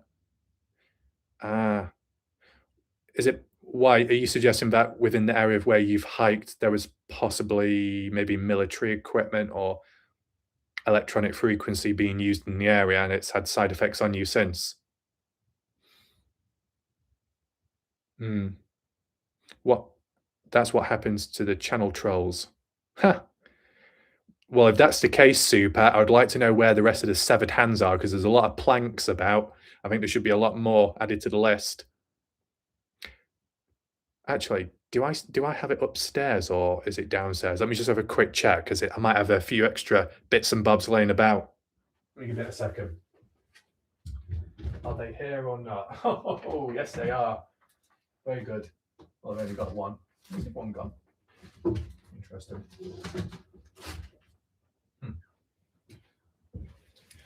So, besides the hand, I don't know where the other one's gone because I had two. I've got this. Oh, hello there. Welcome. I don't know. I don't know who's this. Does anyone know who this is? The jaw does move. Look at now. You need to see a dentist. The eyes, they're not hollow. You can't really do much with that. So, yeah. Suppose I should have used this to do some of the. Oh God, okay, don't say that. Cold Creek is the mountain range adjacent to Sheep Mountains in Nevada. Ah, okay. Cleo says that's me. What? Dead? Oh boy. Raph is taking hands and slapping them around the room in his free time. Well, I'd like to know where that other school went to because I had two. I actually had two. Where did it end up going? Ah, there we go. So about that. That's the other one. God me's. Yeah. So basically, what I should do, I should stick him to my shoulders like that. There we go. People say, "Oh, have you got voices? You listen to voices in your head?" No, I've just got a couple of voices on my shoulders. Yeah, what are you saying? Hmm? You're saying my ear is still stinging from Slytherin slapping me across the face. I can still feel it now. What a magical touch that you have, Slytherin. Very, very interesting. Anyway, you love skeletons? Well, there you go. And guess what, Mia? Do you know where these skeletons came from? The wardrobe. So I had a few skeletons in my wardrobe. Oh, how interesting. Literally. Anyway. Closet. Yeah, same thing. Oh boy. Luminessa, Cold Creek's off 95 past the prison in the range next to Mount Charleston. Interesting. See, because it's flipped, it's not facing the cameras, hiding away. Where do I put them? Let me just put them down now. I've got schools laying about. Interesting times. Let me just catch up on any notes here. So you've seen the footage of Sean, the supposed caved, him falling ill, and the timing of when it happened. In a short space of time, felt like it kicked in pretty quick. So that's kind of interesting, I would say, in my opinion. Kenny Veach, different time he hiked out there, but he was dehydrated, but we didn't see him throw up. He tried swallowing his beer, barely managed. He didn't throw it up, he didn't cough it up. He could have done, but he didn't. So just take that into consideration. And Kenny showed himself, well, he didn't include it in his main footage, but Sharon Pilgrim, the girlfriend, included it afterwards, years later. But what I mean is, at the end of the hike, you've done so much, you might show yourself, but you show yourself at the very end of the hike. That's probably when you're going to be most worn out. and so on. But then again, if you think about it, Sean Horlacher in a way did recover after throwing up, and then he was making it back to his vehicle, you know, and he was in the dark. He seemed like his health was slightly improved. So, you got to take that into mind. John Leon, I think that was the carbon acid. Drinking beer in hot weather can kill you. So for Kenny Veach to be an experienced hiker, but to choose that option of drinking beer after what he's done, makes you think what's really going on there. Anyway, in regard to the 2019 hike that Sean did and fell ill on it, in 2015, Sean did a hike out there, the very first one. Went up to the mine shaft in the area. I don't know if he went down Pitcher Canyon in 2015, because if he did, that would be near to the covered cave location. If he didn't, that might be why he didn't fall ill, just as a bit of perspective. But in 2016, Sean was camping out there, and he was with a friend. So they probably took the time. They had extra resources, supplies, food, water, portable, and camping out there. More ways of keeping and taking care of yourself, less likely to fall ill. I get that. But did go down Pitcher Canyon and kind of investigate the area, but not as full on as what Sean did in 2019. The more focused and more full on you are, you could also neglect yourself and your own needs, as in water and food, so you could get dehydrated that way. But also, the more time you spend in an area where there could be something going on, right? And people could say, other hikers didn't experience anything down there, but they did in other ways. Let me just find the comment if I can. RCCC45, other hikers like Jeff Clark. In that same area where Sean Horlacher was, where he fell ill, Jeff Clark took a photo of a boulder with a skull on top, which was just in front of the cave where Kenny said looks like and was scared to enter, that one, adjacent to the covered one which Sean Horlacher investigated in 2019. Well, Jeff Clark, I think it was in 2016, took a photo in that area, and took a photo 0.7 miles onwards, not even a mile, 0.7. And it was a 2-hour, 10-minute time difference. Where did all that time go? Maybe it's the technology, the equipment glitching, some kind of interference, something going on. Well, then a few years later, when SB Vegas went out there and went up that same way as what Jeff did, it took SB about 30, 40 minutes. So why would it take Jeff Clark 2 hours, 10 minutes to cover under 1 mile, but for SB, within reason, takes 30 to 40 minutes? And take in mind, SB, when he was out there, and he was recording going up, not coming down, but going up Pitcher Canyon, all that footage in that area was lost. And he only realized that once he got back home. So try and explain that. Not everybody has to fall ill in the area, but other people have experienced technology, malfunctions, interference, something. If that's to do with frequencies, if it's to do with alternative counter technology, it might have a negative impact on other people's equipment. It could have an effect on some people's health. Because it's all in the same area, this activity over time, it looks like there is something going on. The more things that happen, the more things that pile and add on to the list of the unknown. I mean, the only other thing you could say that would really reinforce it is if maybe, I don't know, maybe if multiple hikers got ill whenever they passed through a specific area, then you could say there's something definitely going on. That's not happened yet. John Leon, have you heard of the Schumann resonance? No, is that a case or is that a situation? A reward beer, possibly alcohol-free. No, I think Kenny Veach, the way he was in the bottles that he had, I'd say it probably was proper beer. Technology has the ability to jam videos. Frequency of the Earth. Okay. I've not heard of that myself. Welcome to anyone else that is watching this Kenny Veach live stream. What time are we on? Not too bad.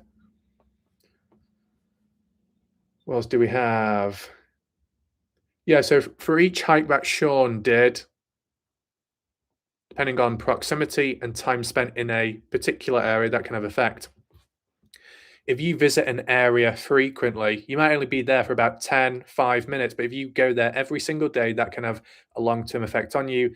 If there's something in the atmosphere, if there's radiation, there's some kind of electromagnetic frequency, density, interference. But then equally, you could be there just one time, but you're there for an hour or two. That can have just the same impacts as if you were there only 5 minutes, but you were there daily. A wear and tear on the body.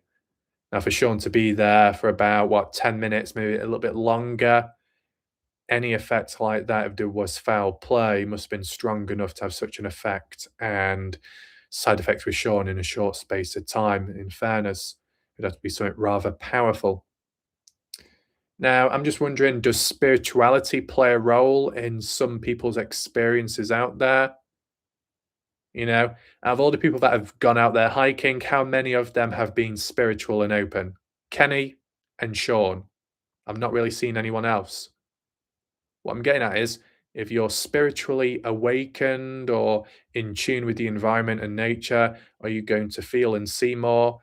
Like, like when they say, when you know too much about life, when you know too much and you see too much, it can have its pros and its cons. The pros are you're more alert and more aware.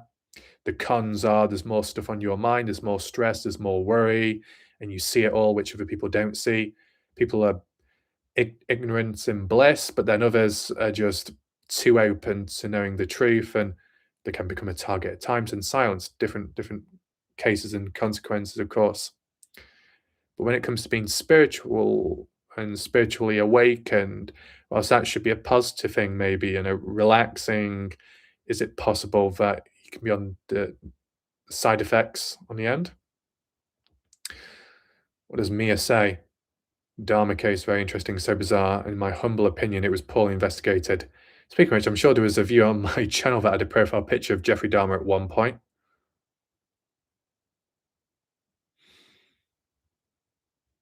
Mm,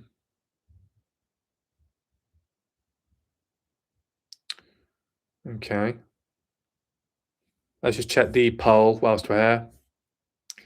44% say yes, fell ill due to foul play in the area. Might not always have to be the cave itself.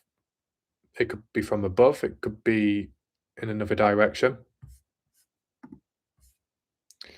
But one thing to acknowledge, and Sean has got rid of the video, he's privatized it since, unfortunately.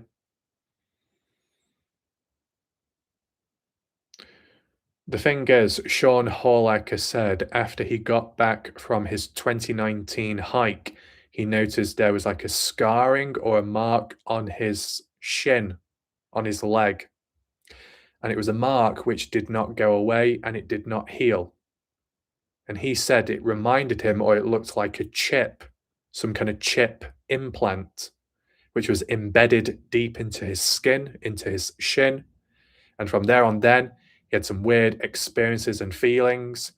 And that one night when Sean went to sleep in bed, he dreamed of aliens or some kind of encounter, and it felt very strong and real. Don't know if anyone remembers that. Does anyone remember when Sean had that supposed chip implant from his in his shin from his M Cave hike?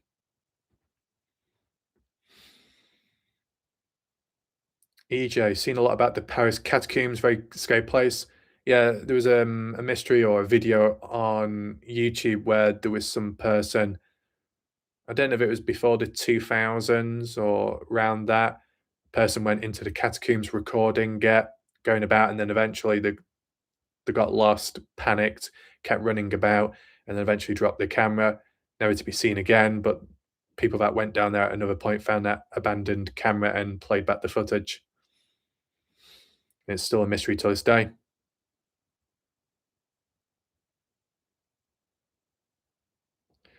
But then he morphed into you. What the hell are you on about? What the hell? Super Earther. Maybe Sean took his garden video offline because he didn't want to be traced. Hmm. It's a fake. It was a project. Oh, John, are you referring to that catacombs video? That old one? Hmm. You know, like with Bigfoot to UFOs to other stuff, if nobody faked anything, then you could believe everything or more. It's not that easy, though. I mean, I wonder if any of the hikers have ever taken how do you say that, dosimeter and recorded any of the findings. I know some people said about taking some frequency device to pick up on stuff, but I don't think that's been done, Mia. Um, those gas meters and checking for the different gases. I've not seen people take them with them to my knowledge because there's not really been anything to explore with them. But I know exploring abandoned mines in unusual places has taken equipment like that when he's gone elsewhere in the desert, elsewhere. Night vision goggles. To be honest, I believe SB Vegas did do some kind of night vision out there. I don't know if it was with goggles or it was just with a camera. Because I know SB's done some nighttime hikes or stayed out there when it's dark. J Chuck as well, but J Chuck I don't think used night vision. Oh, okay. Okay. So this whole thing about Sean with the chip implant, rather unusual. And at what point would it have happened when Sean was out there on his hike? And how exactly? You know, did he feel anything prick his shin, his skin? Did he feel it sting when out there? Was it when he was down Pitcher Canyon, when he was close to that supposed covered cave? How can it just be implanted in your shin? Exactly. And at what point? By someone? Well, you're gonna see some, what you're gonna see, Slithering, you're gonna see some, like, little Dobby coming up, "Master, master, I'll give you the chip," and plant it in your shin or something. You're gonna see it. So how else is it gonna be done? Hmm, I'm just checking any other points. In some ways, the Kenny Veach case does feel a bit quiet, which is really shocking in a way. But you never know, maybe there'll be a burst or a spurt at some point in the future. I just hope that the videos that are done with time, the observations, and even other hikers' footage isn't forgotten. Because unfortunately, that happens a lot with different cases. I might have to repeat myself in the future just in case people do miss out on these videos and whatnot.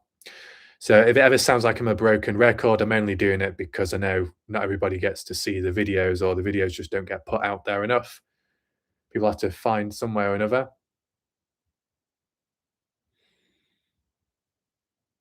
The case is somewhat stuck. I mean, people can think that way and other people can think that the case is going nowhere, but with other cases that I have covered, something like this doesn't feel as stuck as other cases out there, even though it's true crime. Other cases out there truly feel like a really solid hard wall. Because as I said, I had about 20, 30 more videos to do, different observations, findings, thoughts, and questions. So, in my opinion, as long as there's like video ideas and somewhat valid ones and interesting ones and open ones, there's movement, there's something going on. Even if there is more questions than answers, there's still progression being made, as in picking up on what doesn't make sense and what does. Yeah, super. And we've seen that with the threats and even more light-hearted forms of resistance to try and mask it in a covert, sly way. What else? So, videos that have been done recently. Well, I've covered a bit of Noah Presgrave, catching up there, true crime. I've done more live streams as well. So, as for the standard videos, standard format, it's mainly been focused on the mine shaft, the strange sounds found there. I did a live stream on that, and then I did a separate video focused on the compilation of sounds enhanced. And then the other video was of Kenny Veach's house 2023 onwards and what it looks like inside, including revealing the secret room which Kenny did not want to share with us back in 2014. And I think if you look back at Kenny's videos, there might be some things that he says in them which could stand out. Depending on the timing of everything, it really does depending on the timing, but there is, there is like some activity of Kenny Veach flirting. Well, not flirting, but well, maybe in some ways with another woman online. The timing is important because if Kenny is single, then there's no harm. But if Kenny was with Sharon at the same time when he was talking to another woman online, who knows how that could be interpreted. I know some people in the past have said, is Sharon involved in the cover up of Kenny's disappearance, not helping him, but more against him? I gotta be careful how I word stuff when it comes to that, because who knows who could be watching in the background. A theory video, but I'll show you that at some point. Analyze it, possibly. We already know there's gonna be whininess where people are like, "Oh, why are you stalking this? Why are you doing that? Why are you doing that?" It's all public, right? Simple as. Just making observations, no harm done. Trying to figure it out along the way. But the sounds from the mine shaft, I did a full perspective there, different ways of looking at it. Some people didn't quite see it that way, is what it is. Could be expanding of the foam, could be the planks, the boards cracking, and under the sun, the light, the warmth. Yes, John, true. I know intelligence operatives who get involved with suspects in order to silence them. Wow. RCC, if there's radiation, why doesn't anyone bring a Geiger counter out there? They're cheap. I mean, no disrespect, but just questions that need to be answered. True. Yeah, of course. I mean, I wouldn't be like ordering people about to say do this and do that because I'm in no position to say that myself. But yeah, I get, when it comes to equipment, you might feel like you've exhausted yourself in an area. Visually, you've recorded and all that, but what's invisible that's present? Certain gases which can be invisible, you might not see, smell it, you may not even hear it, but it's there and it can be dangerous. So equipment can help detect it, frequencies and all that. Yeah, that type of equipment. I'll try and ask the odd hiker about it and see what they think, or if they have done it yet or not. Like a little list. I'll write it now. I'll write it down RCC and I'll see if there's any response or not. The thing is, when Sean Horlacher, after 2019, said he was going to go out another time, he said he was only going to do that if enough money was raised. And I think the target was about $10,000 or so. And he was going to hire 4 other personnel, cameraman or something, with guns, rifles, and equipment and all of that. Never happened then, because I don't think the target was ever reached. So just write it down here. I know SB has had his own equipment, but as in what's been suggested here, don't know if that has been used.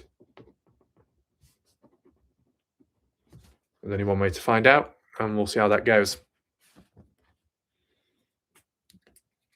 That side. So yeah, interesting. Kenny Veach's house, how it looks onwards, been stripped away from what Kenny was. You won't be able to relate the same way now because it's completely different inside visually. There's things being removed, so anything was kept, all changed. But yeah, it happens, of course. Mineshaft, strange sounds. I know Travis said he heard it more so down Jeremy Canyon on the way to the mineshaft, not directly at the mineshaft. That's what Travis had said when clearing things up recently. But in regard to Sean Horlacher and what happened to him when out there in 2019, it's interesting how it happened on that hike, but it didn't happen on the previous hikes. It depends what time he went out. And I don't think it was mentioned. What's this? Okay. His house looks like a prop. Interesting. I mean, when you look at the house and when it was bought and when it was sold, 2009 when it was bought and then sold in 2018. And yet Kenny went missing in 2014. So what happened between 2014 and 2018 then? It was just, it wasn't bought, it wasn't snapped up by anyone. No, it seems a bit hard to believe that. You thought someone may have purchased it in between that, unless the value, the cost, the demand was too high for it, maybe. Who knows?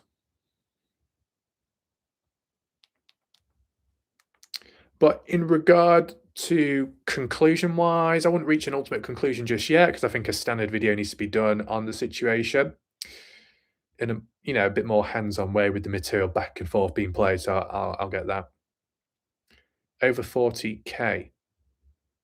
I think the house was bought in 2009 for about $209,000, and then in 2018 maybe it was 280,000 or something, or 240,000. I was showing the video where I previously did. As for some information, it was blurred out and you couldn't quite access it, which is unfortunate. Was it a permanent history? Trying to look back at that at some point if it's accessible. But yeah, in regard to the discussion tonight, I've pretty much said what I've needed to say. I will do a countdown very shortly. If there's any final points, questions, theories, or you want to aim any questions at me in regard to the case, feel free to do so. And I'll do a slow countdown and then we'll leave it there for now. The next video that I'll do will obviously be a pre-recorded live premiere, and I'll just see what order I do it in and what needs to be looked at next. You're welcome, Super, and RCC, you're welcome too. John, yes, Pilgrim bought a 40K house 1 year later to the day Kenny disappeared. Okay, interesting. Wait, so John, are you saying that she bought the house in 2015 on the 10th of November? If so, that is a bit strange because of the timing. Is there a link? Is there a source, John? Like a website or an article that shows it? Because I would cover it in a video to spread awareness within reason, if need be. I know I've heard people refer to it about a house being bought, but I've not seen any hard evidence or any links or referrals. So if there is, then feel free to post it or in the comments section under this video. Driven found it out. Okay, fair enough. And now not everybody does listen to Driven. I know Jeff Claw's skeptical. I mean, did Driven show like an image or a screenshot about it, or did he just talk about it in words? It'd be nice if there was some hard evidence, more Sam. But yeah, let's do a bit of a countdown now from 20. 20, 19, 18, 17, 16, 15. All with evidence. Okay.